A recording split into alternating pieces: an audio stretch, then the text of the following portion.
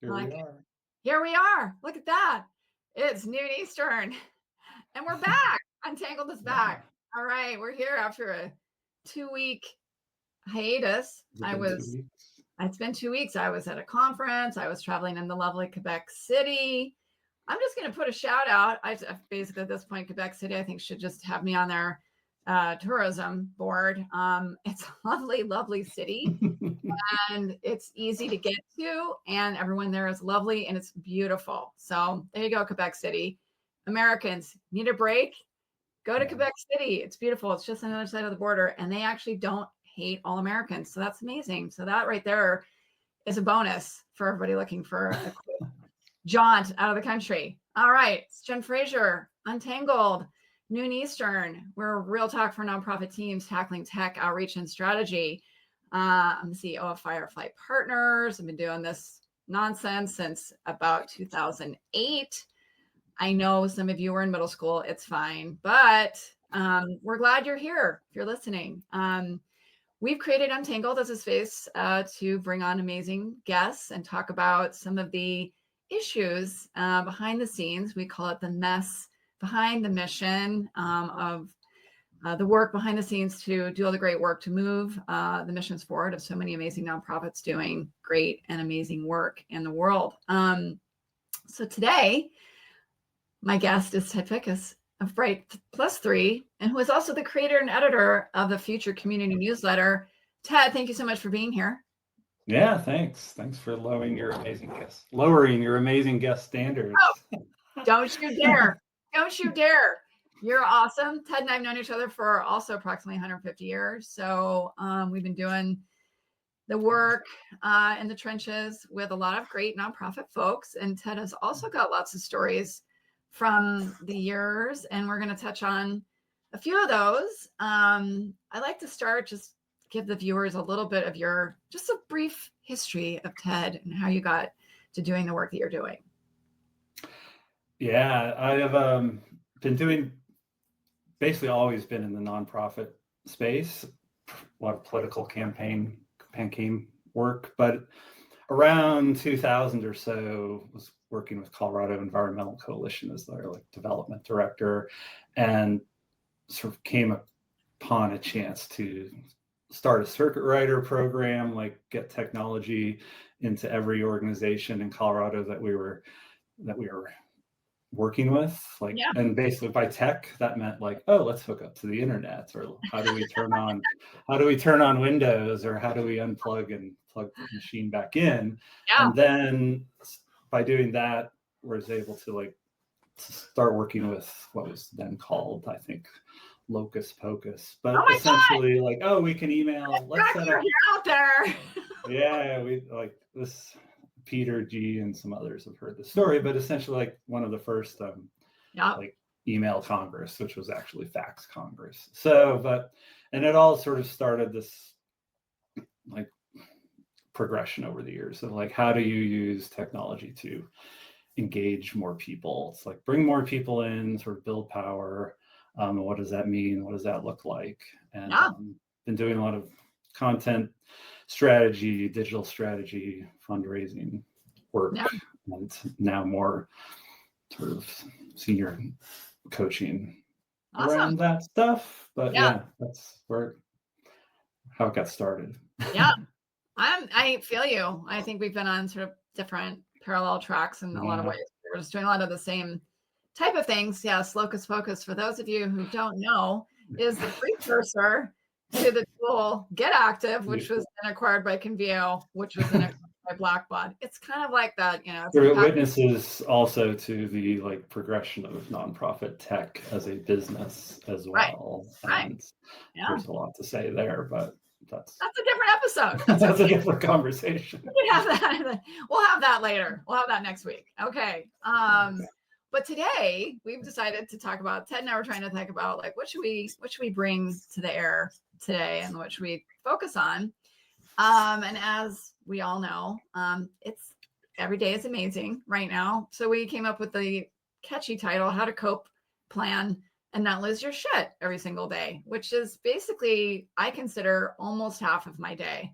It's just having not lose my crap every second of every day. So what does that look like? Because that could be really just a lot of different topics. We're going to break that down and sort of what we feel like are some of the more important ways to help folks think about what's going on, the state of affairs, and how do we sort of just like keep walking forward through the, quagmire a little bit right now, and like not lay down and go to sleep and I get back up, run screaming into the woods, whatever your version of like checking out might be. We're trying to be like, okay, we can't check out. So what are we going to do instead? Yeah. I mean, if you're working in a nonprofit, you're seeing this, like you'll still live in the real world and see it every day. But meanwhile are like, well, I got to raise money because it's year end. I got to like, what's our branding like? What's the world going to be looking like in 6 months? And meanwhile, just sort of, you have a plan and a mission, and so you're dealing with it. It's funny. I go to yoga like most days, and have for years. But here's the end of class yesterday. The teacher's like, well, we're having this like session on 2-hour thing on Saturday, and it's basically like how to cope. And I'm like, well, it's not just us, how to like have a spiritual practice, and like which sort of it's a yoga-esque version of this conversation, but spread over 2 hours in a hot room. Anyway. That is also, some people were going to get to that. That's maybe your version of how to actually cope. Honestly, spend 2 hours in a hot room with strangers, sweating profusely and trying to like get it all out of your system. Yeah. Relates to, which is a whole thing, which we'll talk about, the personal aspect of staying sane and staying in, and like the release that you need to do to help not bring that into the workspace every single day is a critical part of just everybody's literally mental health and well-being right now. But that's part of the like, maybe that's your source of joy is yoga. Maybe it's yoga, maybe it's hike, maybe it's just lying down for a little bit in the middle of the day and just doing some deep breathing, like whatever that looks like. I think there's also the reality that we have to talk to people about groups about this, but like everybody at the end of our email, like in reading in our inboxes or whatever, is dealing with the same stuff. And so having some recognition of that there is a lot going on for everybody. And so, I mean, which is going to affect, not just affect our open rates and our click rates, but it affects, how, I sort of bring value and meaning to what it is we're doing. And like, how do we, I mean, there's very real problems, like for us doing this work, it's how do we email Congress and like ask them to do something. Well, I think there's a lot of people who realized maybe this isn't gonna help. So what do we do? I mean, you may be seeing talking to people about this too, but it's a real thing that I think a lot of people doing this work are dealing with right now. Yeah. So I think the combo there is have some recognition, and it's okay to name that everyone is facing a lot of anxiety and stress and uncertainty. So be real with your folks in your messaging and be okay to sort of name those types of things and create that sense of connection. Like, we see you, we hear you, we're all facing these same things, but also understand what that means when your message does land. Like, how are you able to penetrate the kind of barrage of whatnot that's happening, but also sort of just get through that sort of malaise. Like, how do you, as a nonprofit communicator, work on your messaging or your tone or the things that you have decided to, what stories you're telling that will hopefully break through and connect with the recipient in the state that they're in, is like a critical need right now. And it's tricky. Like, that's just easier said than done, obviously. Is there got any tips or ideas or thoughts about any of that? mean, sure, let's talk. Oh, we should segment. We should do all this. But I think to the extent possible, like having real, creating space for real talk with people, and that depending on what you're doing.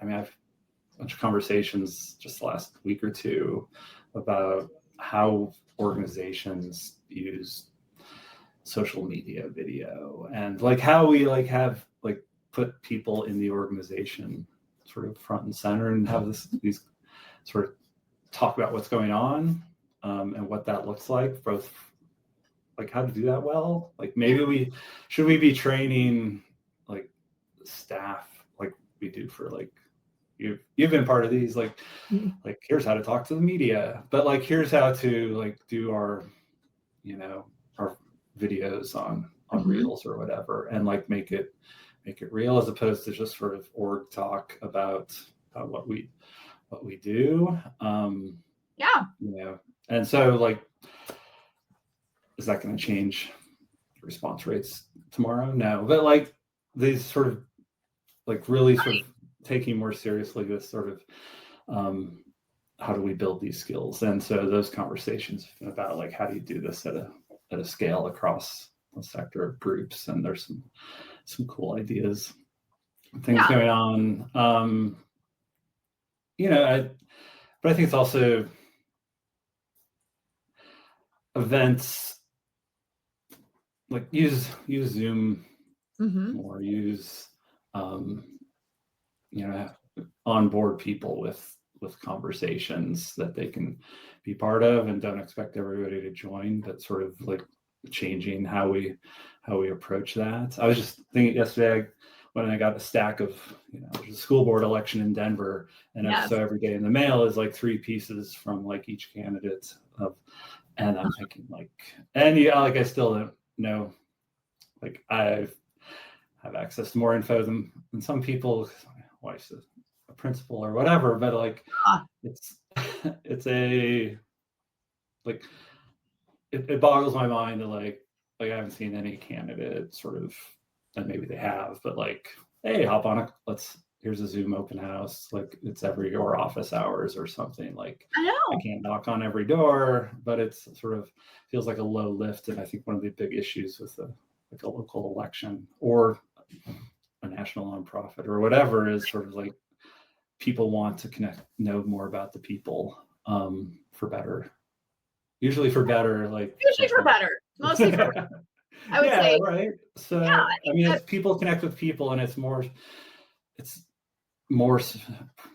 noticeable now than ever. And I think that's also part of what's driving sort of the like creator journalism and some other things we see, and like why Ezra Klein is like sitting there in video, and like why we're having this conversation, why we're having these conversations. Well, I think that like obviously we saw many years of this again, where we saw early days. It was a lot of reliance on these big in-person movement type activities where you didn't have, the internet or easy communications. So you had to really mobilize a lot of in-person things. Then we went way over to, oh my God, we can do this so much faster and easier with digital. And I think obviously we're watching a sort of a swing back of like, but just digital alone is a little bit hollow. And obviously right now, everything can be made now. And you have no idea, sort of the digital feels so much less trustworthy, obviously. Anything can sort of just be fabricated out of thin air.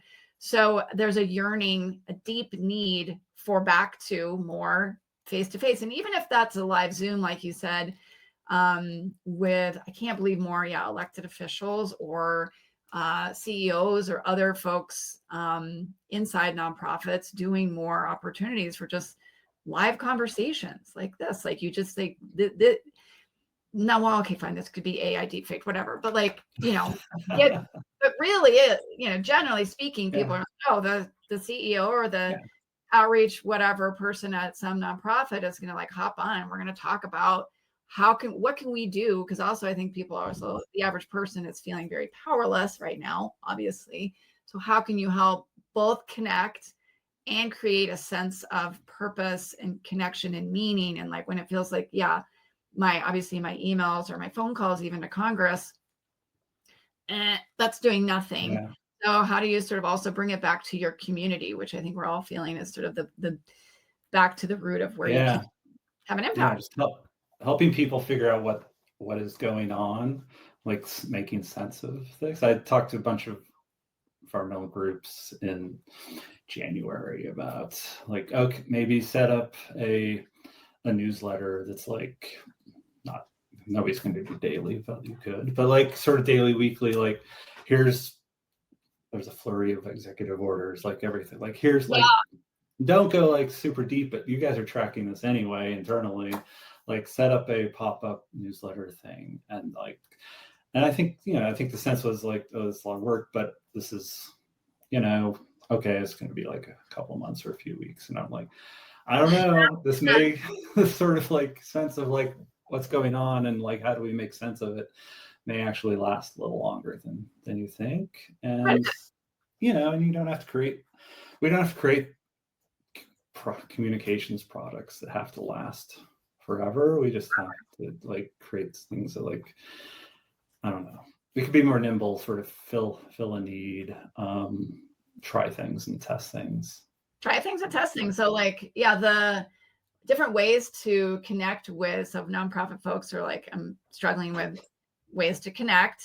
It is that like, what's a different approach to the just big kind of blasty emails, and sort of saying, what can we do that is in our community? Or if you're a national nonprofit, obviously you probably have folks in various states. How can you again create a sense of community and small actions that make a difference for your organization, again, that help feel like your supporters who care about your mission can do something to help you as an organization besides just donating. I mean, obviously we all know we're trying to get back to the almighty dollar. The dollars are fewer and far between right now for most folks. So what is it that we can ask our folks to do to show their support for your cause and your mission, that also helps them build a sense of community and connect with other like-minded folks? I think is a great opportunity. I know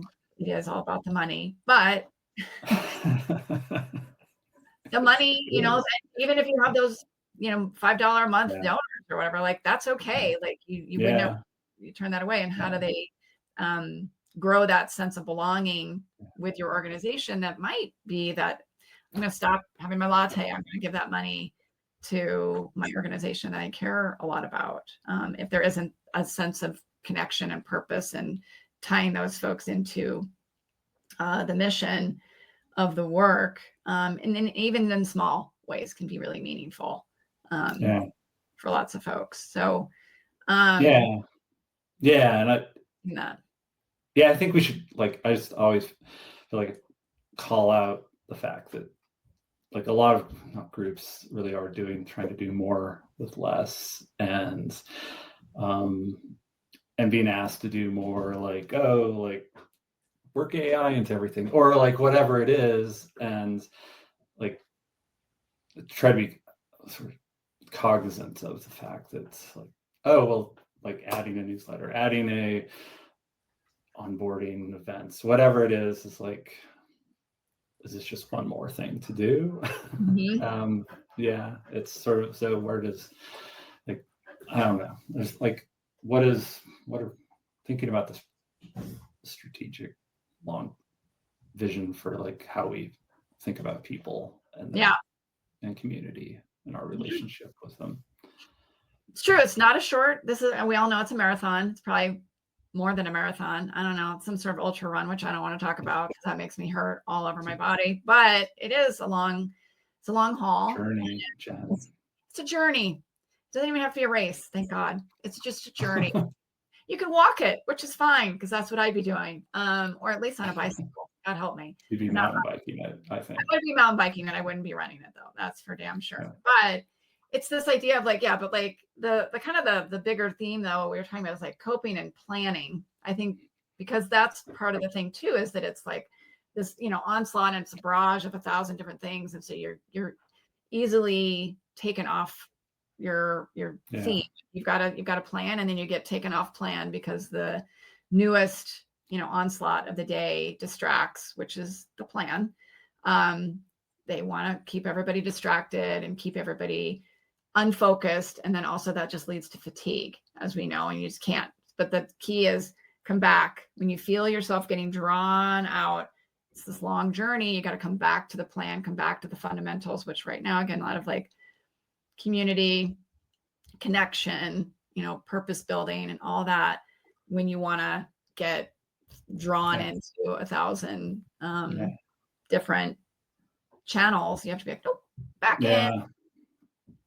Yeah, and if you do this digital communications, digital fundraising, like you've been doing this long enough too, like nonprofit tech is like a great place to get distracted into all sorts of like bells and whistles and new shiny objects, and like how do we sort of make use of them. And there's a new social media channel. There's every year there's what do we do, what do we like.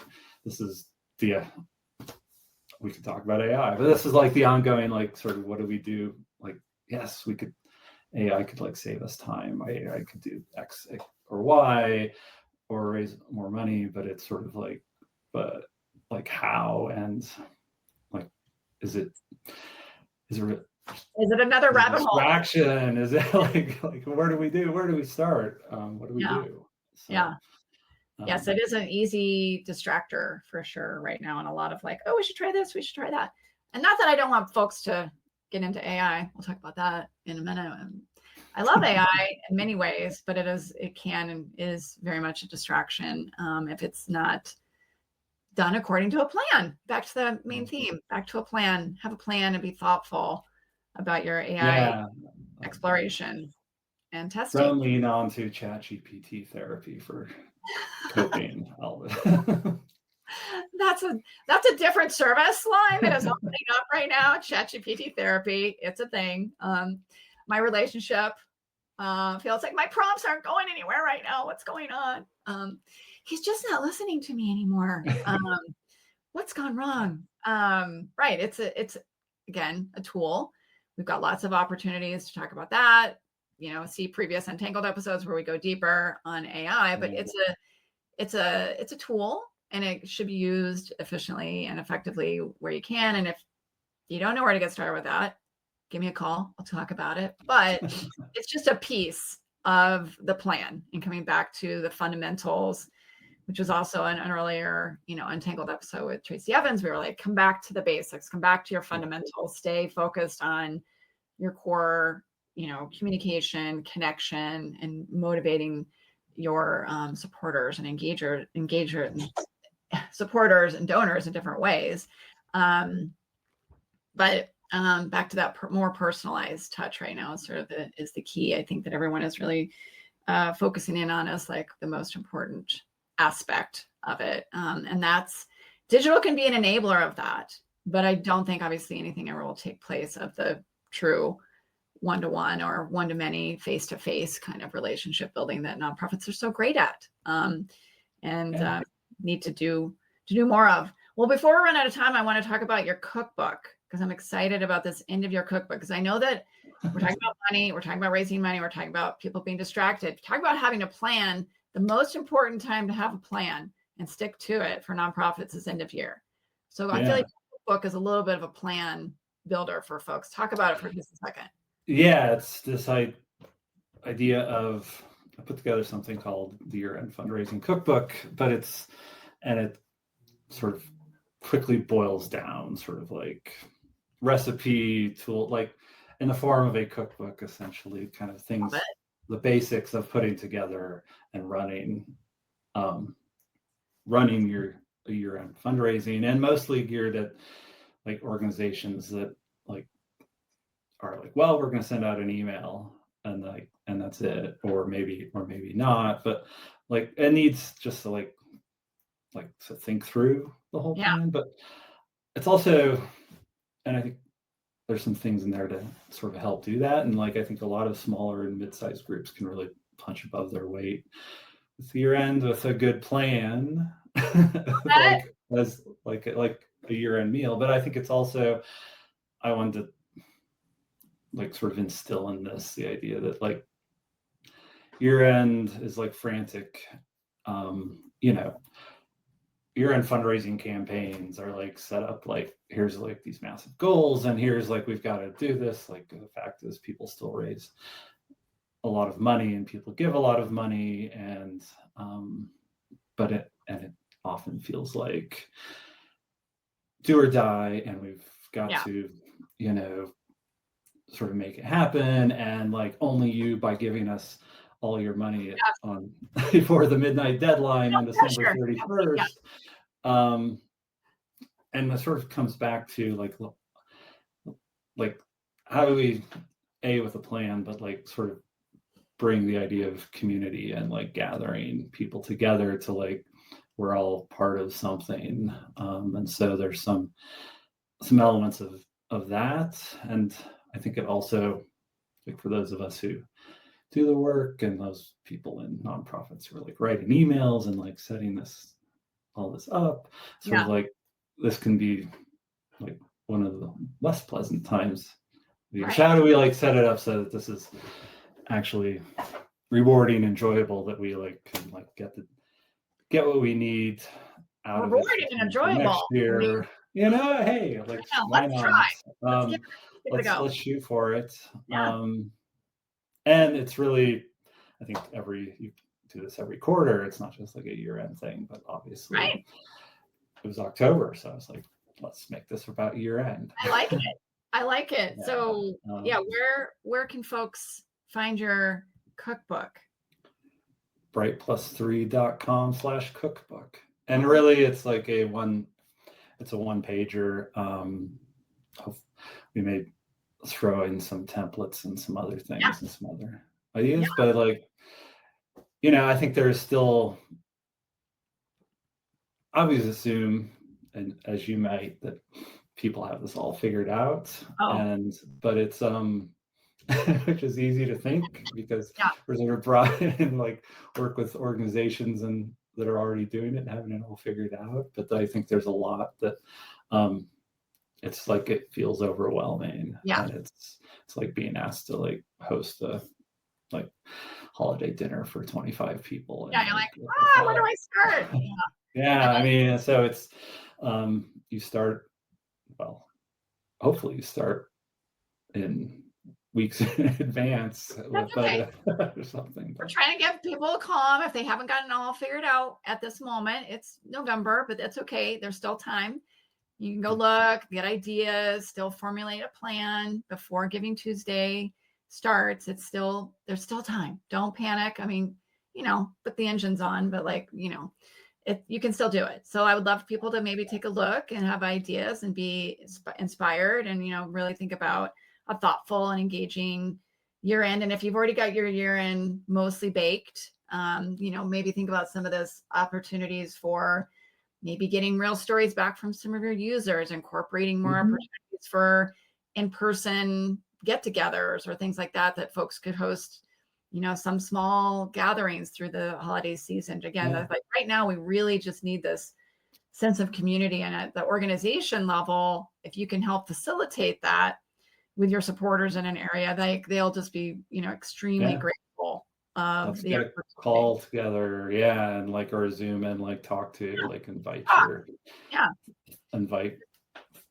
I don't know, test it out, invite 1,000 activists or whatever, and like see, and you know, 20 will show up or whatever. But like these are then you've like, you really know who your people are. And, you know, and pass around a digital hat. And they can become ambassadors for you out in the space, and they can also be helping create other events. You don't have to do it. The other thing, you don't have to do it all yourself, you, the nonprofit staffers. So there's ways to help cultivate some of those other ambassador leaders in your group with some of these things. So maybe.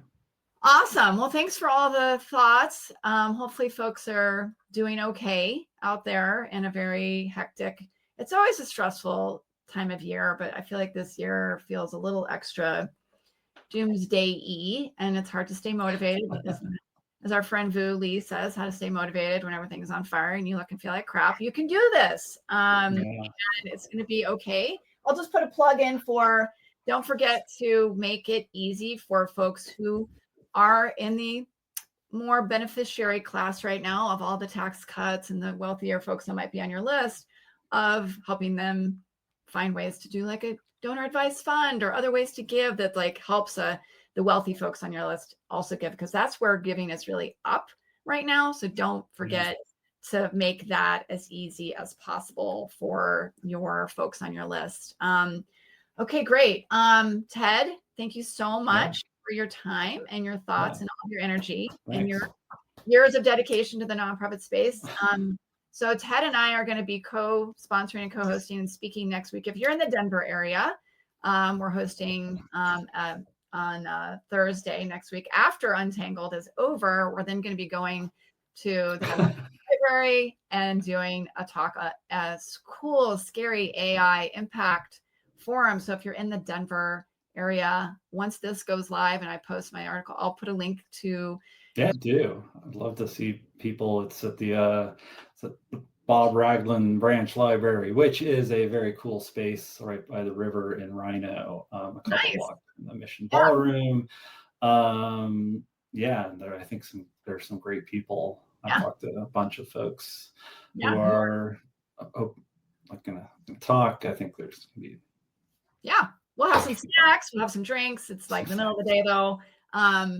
But please come if you're in the area and invite a friend along. We'd love to see you. So that's next Thursday at 12:30. Yeah, it's free.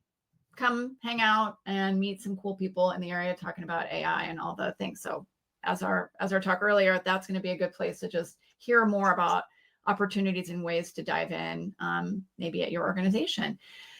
Okay, so next week, I'm going to be joined by a longtime friend also, Kranda Dare of Carvel Digital, and we're going to be talking about her favorite topic, which is how to stop buying technology, but hiring technology and making software a valuable part of your team. She's like, this is something we should be talking about. And I'm like, okay.